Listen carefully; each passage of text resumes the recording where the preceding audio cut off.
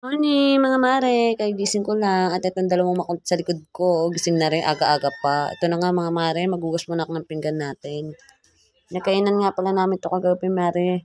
Ngayon ko lang nahugasan. Tinabad ako sa kagabi. Inantok na ako, kaya aga ko natulog.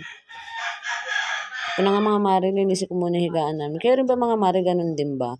Bago ko mag-prepare ng almusal, naglinis na kayo ng bahay nyo. Ako kasi ganun na talaga eh.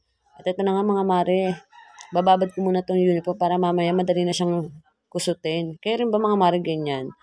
Ako kasi nakasanayan ko na talaga yung ganyan eh. Ito na nga mga mare, pakainin natin ng dalawang makulit na to. Kanina pa ito nag-uungot eh. Kala mo, babait talaga eh, no? Nga pala mga mare, pansit nga pa ng kami ng aalmasalin. Favorite nila yan mga mare. Ito na nga mga mare, malinis sa ating munting bahay. Ay, sarap-sarap sa ayos talaga naman pag ganito makikita mo malinis sa ating bahay. Salamat mga mare, ingat!